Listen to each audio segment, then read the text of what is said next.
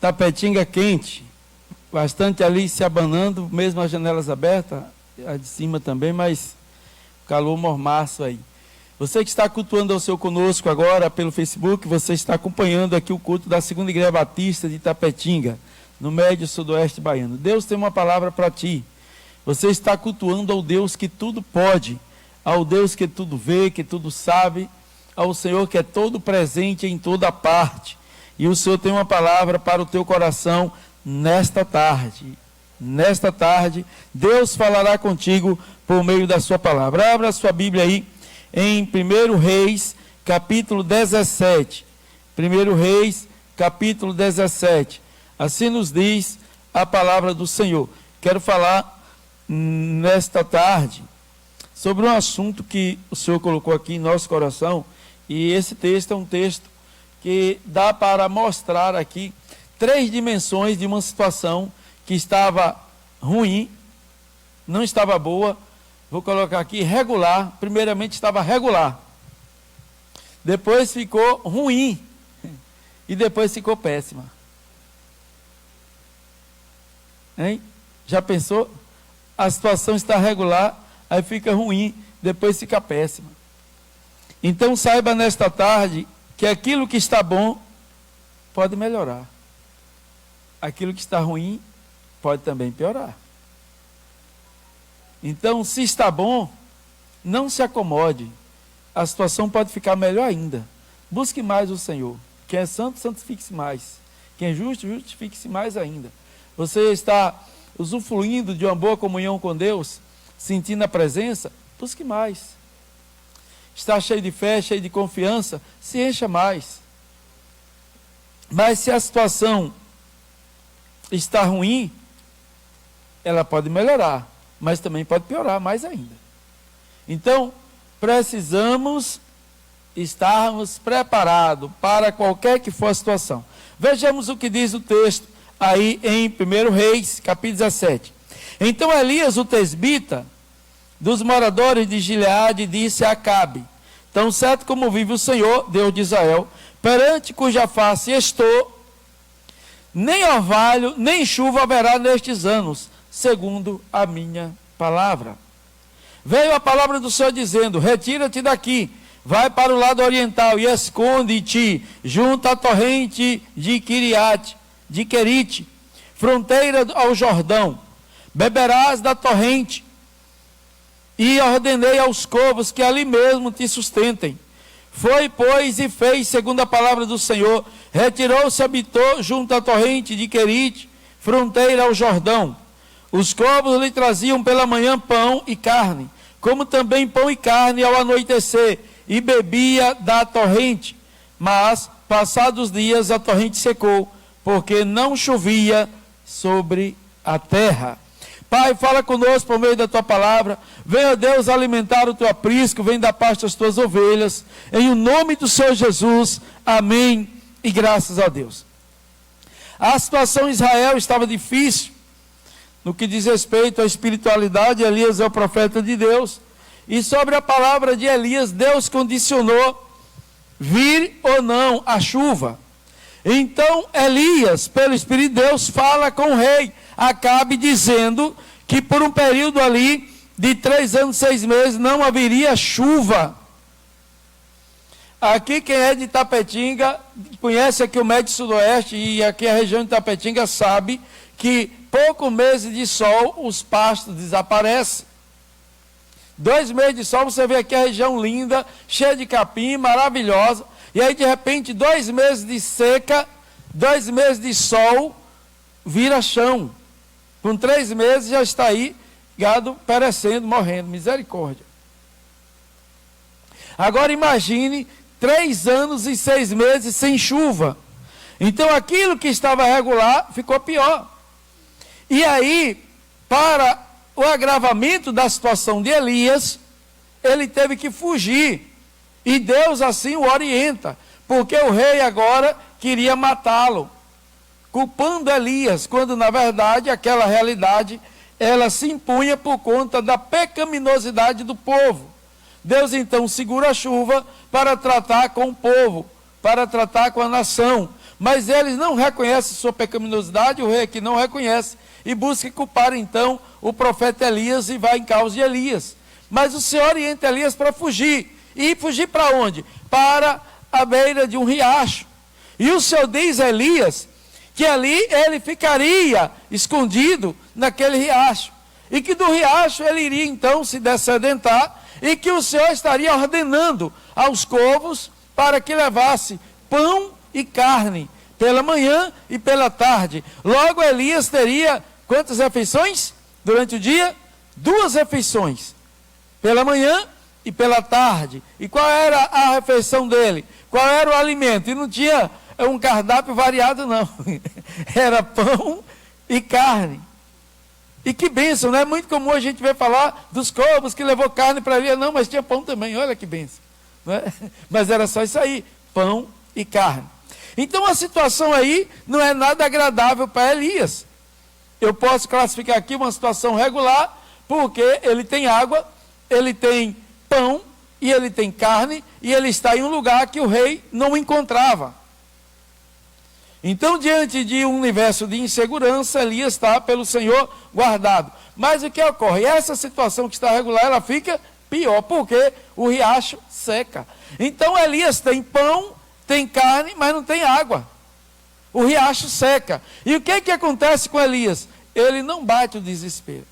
Elias está com seu coração em Deus. Elias está sob a direção de Deus. E é isto que faz a diferença. Quando a situação está ruim e que fica pior. Esteja com seu coração no Senhor, porque assim não haverá desespero. A água faltou, e a água é extremamente importante na vida do ser humano. A composição do nosso organismo é 70% mais de água do que é de água. Então, há uma necessidade de tomar água. E ainda mais em um tempo de muito sol, como ali estava. Muito sol, seca. Então ele precisava da água. A água como essencial naquele momento. Mas a água acaba. Então a situação estava ruim, ou melhor, regular, ela ficou ruim, ficou pior. E agora? Mas como Elias mantém a calma, Elias está com o seu coração no Senhor, e do Senhor vem a direção, do Senhor vem a solução, do Senhor vem a resposta. Para aquele que está doente, do Senhor vem a cura. Para aquele que está perdido, do Senhor vem a salvação. Para o que está aflito, do Senhor vem a paz.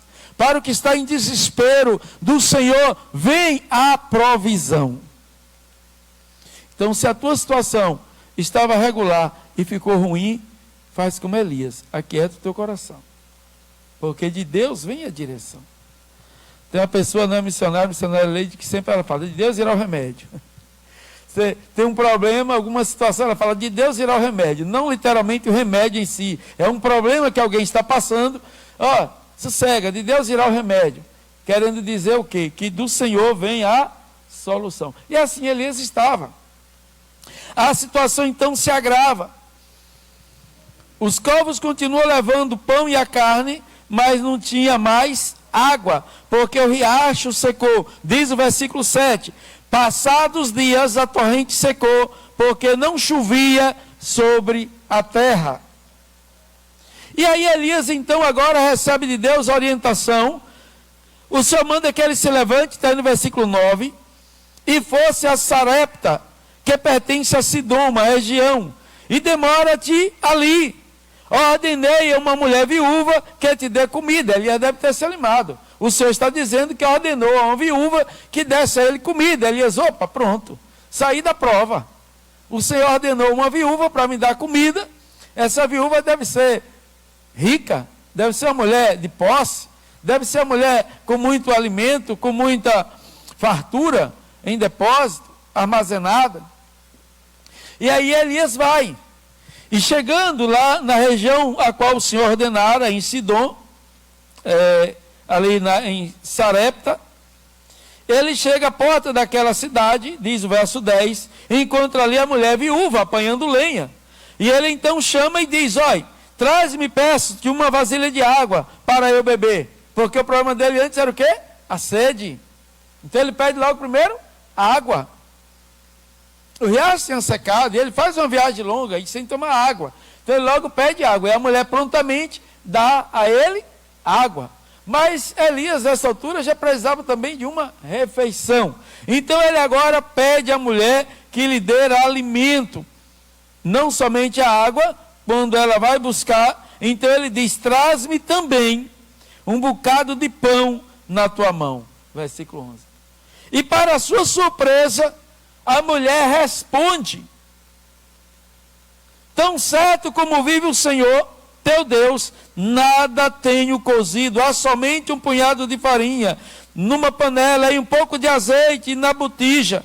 Eis aqui, apanhei 2 gravetos, vou preparar este resto de comida para mim e para meu filho, comê-lo-emos e morreremos. Ou seja, não temos mais nada, é a última refeição. Então a situação estava ruim, ficou pior. Ficou pior. E agora? Hein? A mulher tem água, mas não tem comida. Lá tinha comida, mas não tinha água. E agora tem água, mas não tem comida. E agora é 3. Lá eu estava sozinho. Agora é uma viúva e um filho. E Deus mandou para casa dessa viúva. O que você faria? Bateria o desespero? A situação não estava pior, ficou ruim agora. Sem comida. E aí? A falta de alimento, irmão, se não tiver cuidado, a pessoa perde a razão. A pessoa perde a razão. A falta de comida pode levar alguém à loucura, pode levar alguém a cometer crimes. A falta de alimento pode levar a pessoa a fazer qualquer coisa. Mas o coração de Elias está onde? No Senhor. Você não vê aqui Elias se desesperar. Elias está tranquilo. Elias está confiante. E há um princípio na palavra de Deus, falando das primícias, está lá em Ezequiel 44, versículo 30. Eu poderia citar outros textos que existem, mas esse aqui é suficiente. Não somente nesse texto, existem outros. E aí vai falar que as primícias eram para ser dado ao profeta, ao sacerdote. E, mediante o cumprimento desta palavra, então, o Senhor faria repousar a bênção sobre aquela casa. Este aqui é um princípio. Porque Elias vai e diz à mulher: olha, dá primeiro para mim. Versículo 13: não temas. Diante da fala da mulher: vai comer só eu e meu filho, comê-lo-emos e morreremos. Elias poderia entrar em um desespero, mas ele não entra em desespero, porque ele conhece a palavra e ele está sob a direção de Deus. Então, versículo 13, ele diz: olha, não temas, vai e faz o que disseste, mas primeiro faz dele para mim um bolo pequeno e traz-mo aqui fora, depois fará para ti mesma e para teu filho. Faz primeiro para mim. Faz primeiro para mim. Aí embaixo ele vai dizer: porque assim disse o Senhor de Israel, a tua panela não vai acabar a farinha, nem vai acabar o azeite.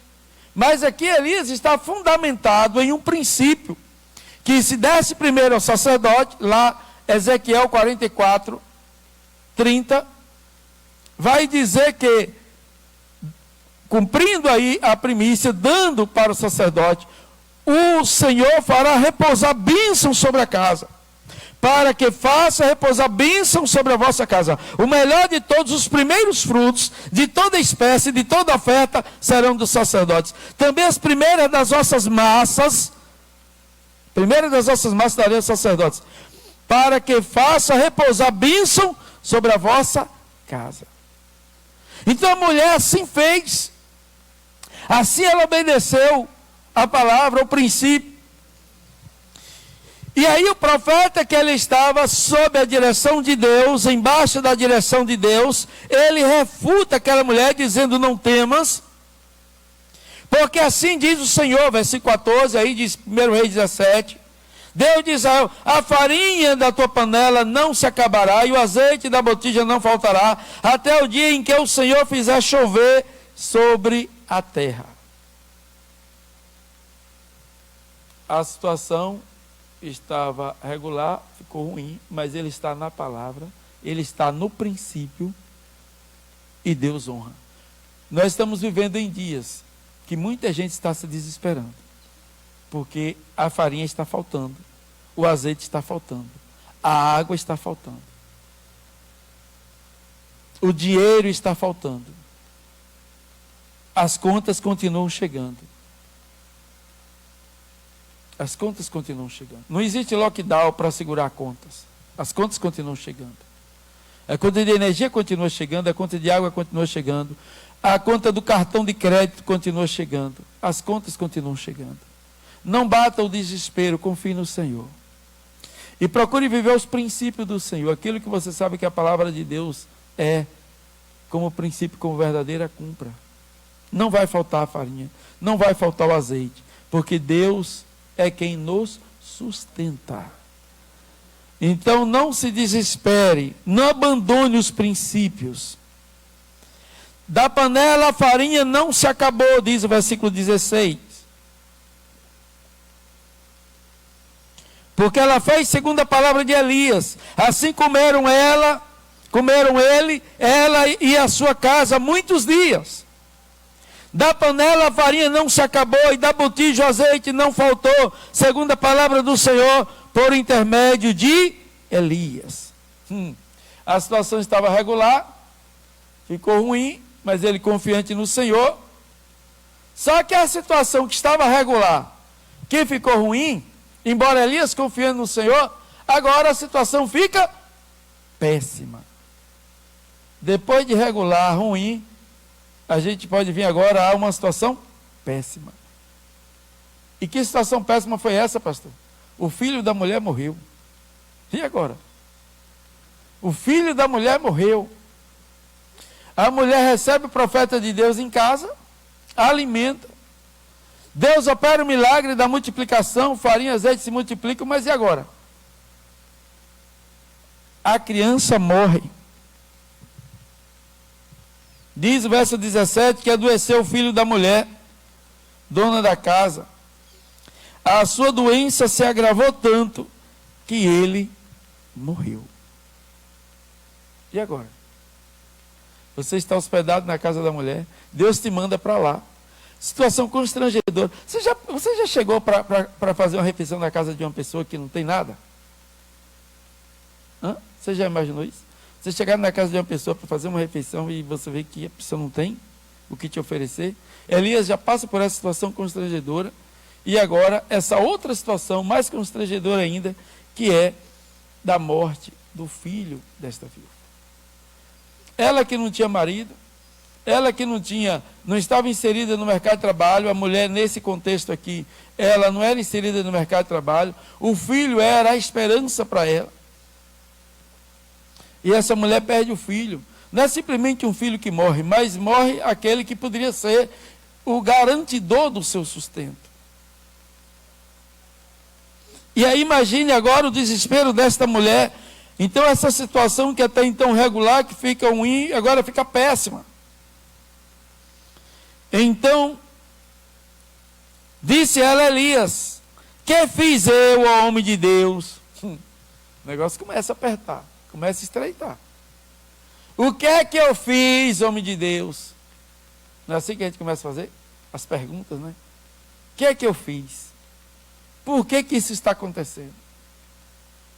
Alguma coisa deve estar errada. E o que é que tinha de errado aqui? Nada.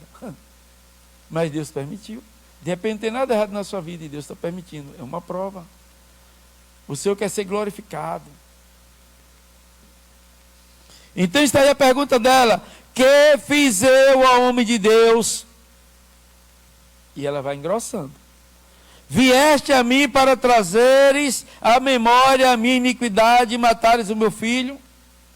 Ela está entendendo que ele é homem de Deus, mas está entendendo que a presença dele, a presença de Deus na casa dela, trouxe à memória o passado dela, as suas iniquidades, e veio agora a conta chegou, cobrando. E a conta que ela aqui entende, que o Senhor está cobrando dos seus pecados, é a morte do seu filho. Já viu aquela expressão de que a conta chega? E quando a conta chega a coisa fica pior? É assim o entendimento dela. Viestes a mim, verso 18, para trazeres à memória a minha iniquidade e matares o meu filho, ela está entendendo que a morte do filho é por causa de Elias. Elias que foi para lá e por causa da presença dele. Ela esquece aqui que esses 3 anos, 6 meses, o azeite foi multiplicado, a farinha foi multiplicada, porque o que ela tinha de precioso era o filho. Então ela só enxerga o filho, que agora ela está vendo que ele está morto, então ela já não tem mais esse filho. E ele disse: dai-me o teu filho. Tomou dos seus braços, ou dos braços dela, e levou para cima, ao quarto, onde ele mesmo se hospedara, e deitou em sua cama. Então ele clamou ao Senhor e disse: ó Senhor meu Deus, também até esta viúva com quem me hospeda afligiste, matando-lhe o filho. Elias agora está clamando, mas está agora fazendo seu lamento com Deus, porque a situação que estava regular ficou ruim e agora péssima.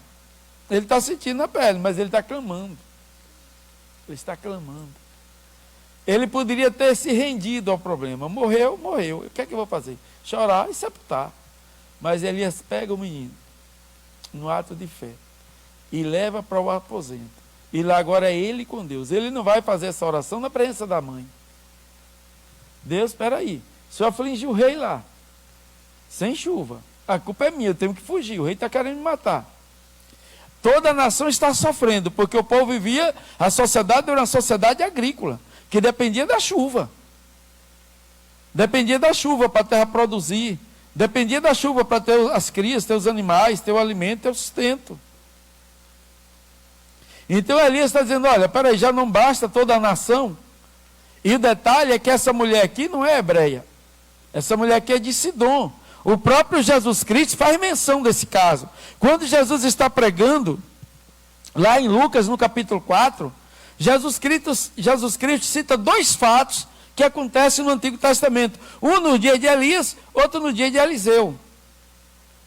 E Jesus cita aqui em Lucas 4, verso 25 ao 27, Jesus Cristo vai citar: olha, no dia de Elias, quantas viúvas haviam? Mas foi para a casa da viúva de Serepta, lá de Sidom, não foi para a casa de uma judia, que Deus mandou Elias ir, o profeta ir. E na casa dessa viúva não faltou alimento, o Senhor multiplicou, o Senhor sustentou. E Jesus vai citar o outro episódio, que é com Eliseu, que é vários leprosos que haviam, mas apenas um foi curado, e também não era israelita, que foi o Naamã, era sírio. Então tudo isso tinha um plano, tinha um propósito, para que o Senhor fosse glorificado. Então o que você está passando tem um plano, tem um propósito.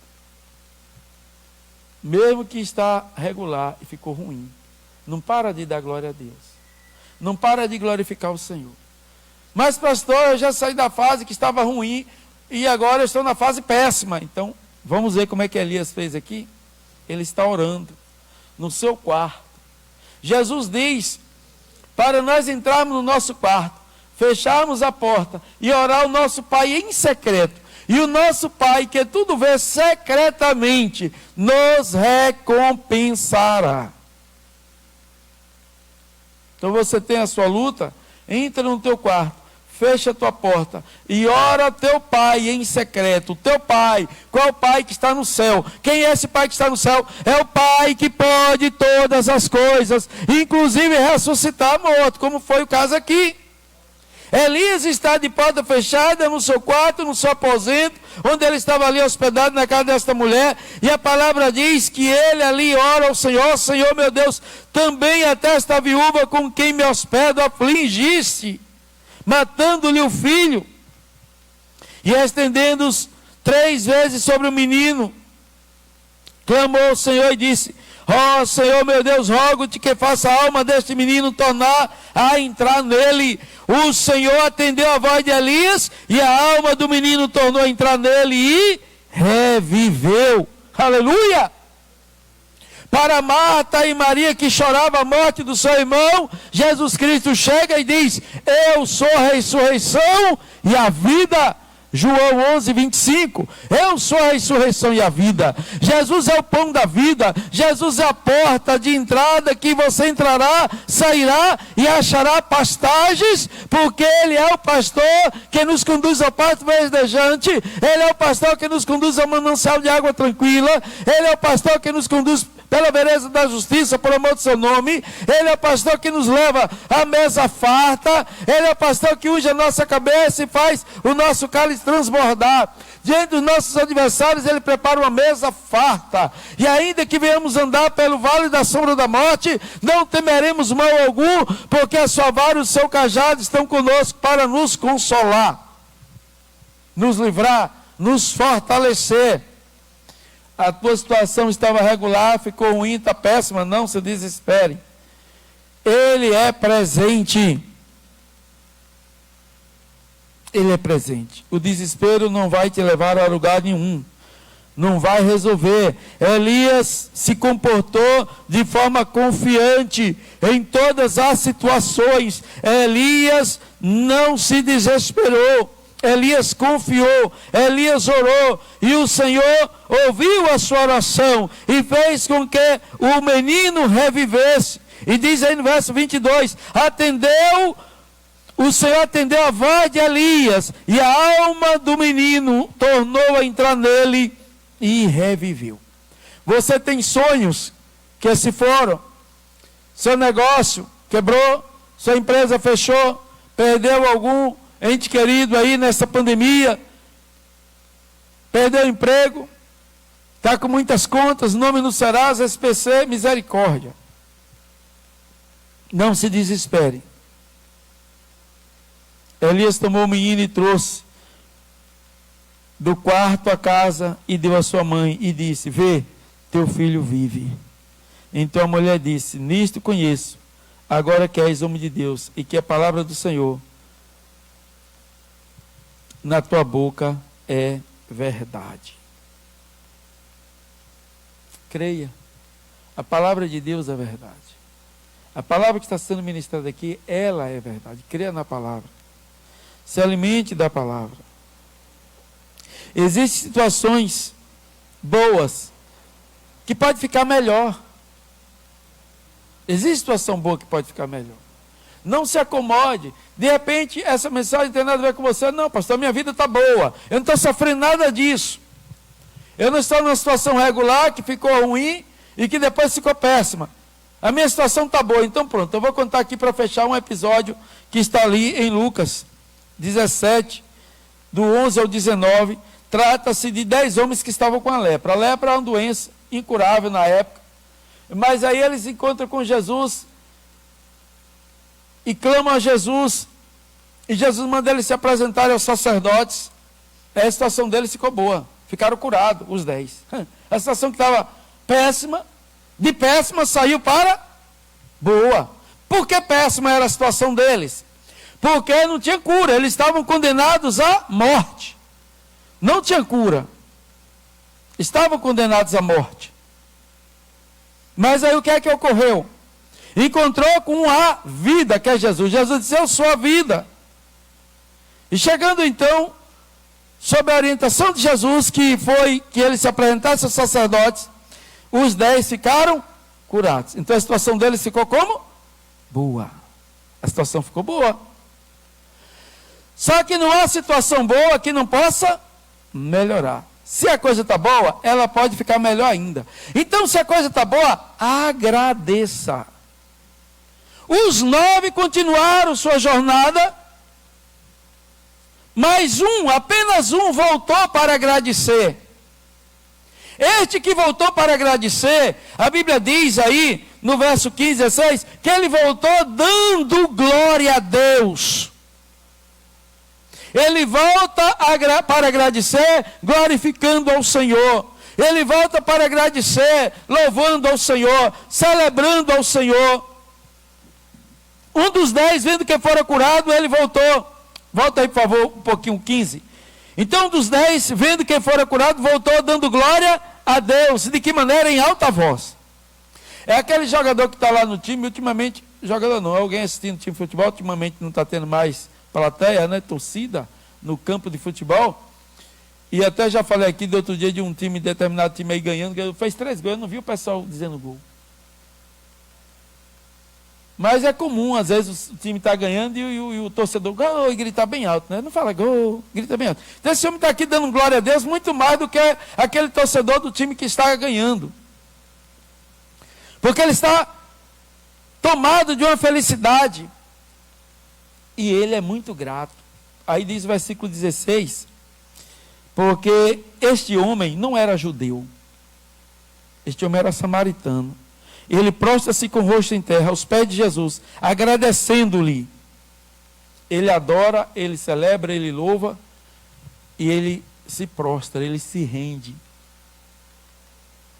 Agora preste atenção a esse detalhe. Esse homem era samaritano. Os outros 9 eram judeus.